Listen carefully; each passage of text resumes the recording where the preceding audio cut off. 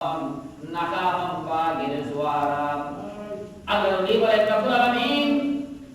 দুনিয়ার শান্তি চাই না, আমি জান্নাতের সুখ তুমি চাই না। এর আলামিন আমার জীবনে যদি কোনো কিছু চাওয়া পাওয়া থাকে, একটা জিনিস আমি চাই, সেটা হলো তোমার দেখা। রব্বুল আলামিন, তোমার দেখা ছাড়া আমি জান্নাতের ভিতরে আর কোনো জিনিসের আমি আকাঙ্ক্ষা করি না। জান্নাতের মধ্যে সবচেয়ে আনন্দের বিষয় হলো আল্লাহ পাক রব্বুল আলামিনের দিদার দেখা। এর চাইতে মজা আর অবস্থাটা কি হবে? আল্লাহু আকবার। আল্লাহকে দেখার যে অবস্থার যে সিংহাসনটা হবে, যে ময়দানের ভিতরে আল্লাহ তাআলা প্রধান অতিথি হিসাবে আসবেন, আর আল্লাহ পাক রব্বুল আলামিন সেখানে সভাপতির দায়িত্ব পালন করবেন। যে সমাবেশটা হবে, যে মাহফিলটা হবে, সেই মাহফিলের ভিতরে প্রধান অতিথি হবেন আল্লাহ, আমাদের পয়গম্বর হবেন সভাপতি। আর সেইখানে ভিতরে উদ্বোধন করা হবে হযরতে দাউদ আলাইহিস সালামের মাধ্যমে উদ্বোধন করা হবে।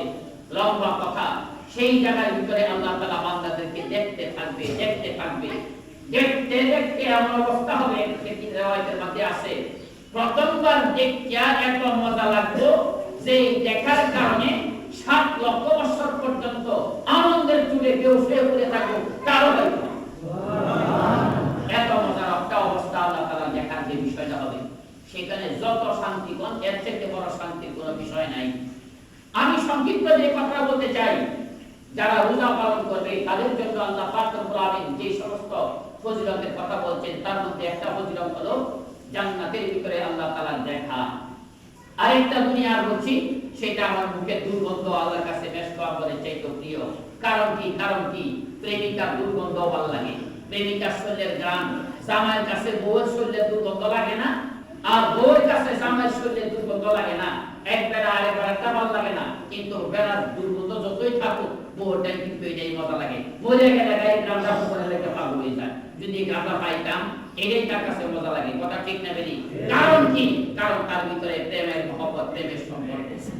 সম্মানিত উপস্থিতি, আমি যে কথাটা বলতেছিলাম, আল্লাহ পাক রব্বুল আলামিনের সাথে আমাদের এই গভীর সম্পর্ক হবে রমজান মাসের রোজা পালনের মধ্যে। এখন প্রশ্ন হলো, রোজা পালন কেমনে করব? রোজা পালন কাকে বলা হয়? এই বিষয়ে সংক্ষিপ্ত কিছু কথা না বলে আর পারছি না। আমরা মনে করি সুবহে সাদিকের আগে খাওয়া দাওয়া শেষ করলাম, আবার সূর্য অস্ত যাওয়ার সময় আমি ইফতারি করলাম, আমার রোজা হয়ে গেছে। জি না, এত সহজ না। এত ফজিলতের জিনিস এত তাড়াতাড়ি পাওয়া যাবে না। সেটা যেভাবে হক আছে, সেই হক আদায় করে থাকতে হবে। পেট খালি করলেন আর আপনার পেট খেয়াল করলেন, তিনটা জিনিস থেকে বিরত থাকলেন, স্বামী স্ত্রী ব্যবহার আর পেট খালি রাখলেন, এতে রোজার হক আদায় হবে না। সারাদিন ঘুরটাকারী কাপড়ের তলের গাড়ি আছে না মুসলমান? কথা বলেন, আছে না? সে তার রোজা দিয়ে আল্লাহ তাআলার দরবারে কবুল হবে কি করে আশা করতে পারে? এমন মুসলমান আছে, সে রোজাও পালন করতেছে, তাছাড়া নামাজ রোজাটা হেবো করিয়া একটা কবিরা গুনাহ করে। সেই কবিরা গুনাহ করে সে কি কামাই করলো? আমি এই কথাটা মাঝে মাঝে একটা কথা বলি, রমজানের বাইরে যে মানুষটা কোনো গুনার কাজ করবে, রমজানের বাইরে গুনার কাজ করলে গুনাহ হইতো একটা, কিন্তু রমজানের ভিতরে একটা ফরজ আদায় করলে 70টা ফরজ আদায় করার সওয়াব। রমজানের যদি গুনাহ একটা করুন, তাহলে কয়টা গুনাহ হইব? কমপক্ষে 70টা হইব কিনা? কথা বলতে পারলাম কিনা? এ মুসলমান ভাইরা, আজকে রমজানের রোজা রাখার পরে রাত উঠতে হলে কোনো হুঁশ থাকে না। আরে বাপ রে বাপ, মহিলা সাইড চাপটাই কাপড়ের তলের কথা কইব না, কি কথা কইব?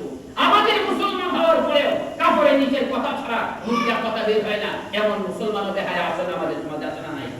আমি তাদেরকে বলতে চাই, একটু মুখটাকে সামলানো উচিত।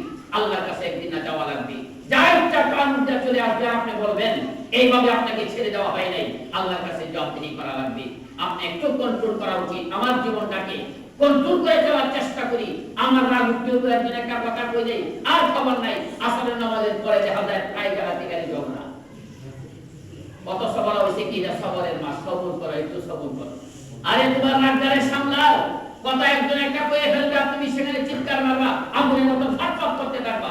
আসলে আমাদের দেশের মধ্যে এরকম কিছু মুসলমান একটু সামান্য কথা যদি আগুনের মতো ফাটফাট করতে দেয়, সিনা তোমার রোজা কবুল করার লাগে আল্লাহর কাছে লাগবে না।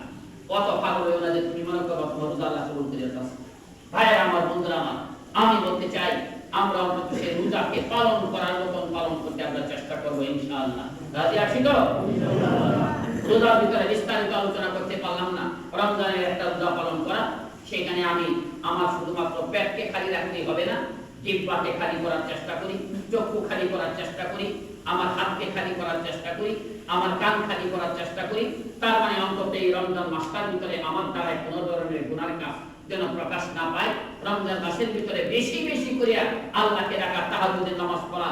অন্য মাসে পড়ি নাই, অন্তত রমজানের প্রতিদিন যেন আমি তাহাজ্জুদটা পড়ি।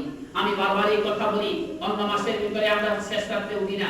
রমজানে যেহেতু সেহরি খাওয়ার জন্য আমরা উঠি, তাহলে সেহরি খাওয়ার সময় আমরা অন্তত উঠার সময় আমরা দুই আমরা তাহাজ্জুদের নামাজটা পড়ি। এখানে কথাটা কি বলছি না? একটু আপনি দনই লাগে, তাহলে রমজান মাসের মধ্যে অন্তত পক্ষে আমি কি করি, আমি চাইলে তাহাজ্জুদের নামাজটা অন্তত পড়ার চেষ্টা করি।